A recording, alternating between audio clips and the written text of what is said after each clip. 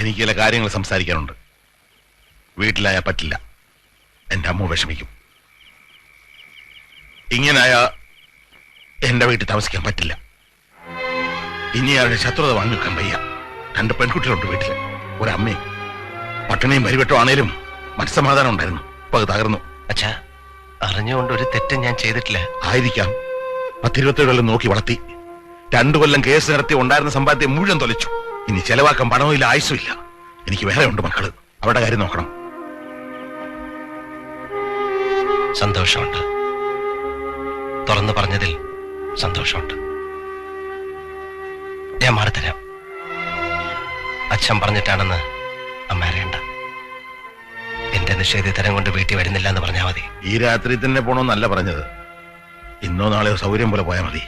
ദൂരെ ഏതെങ്കിലും നാട്ടിൽ പോയി സ്വന്തം കാര്യം നോക്കി ജീവിക്കുക. വേണ്ട അച്ഛാ, ഇനി എന്ത് സ്വന്തം കാര്യം? അച്ഛൻ പൊയ്ക്കോളൂ. കാണണമെന്ന് തോന്നുമ്പോ ഞാൻ വരും.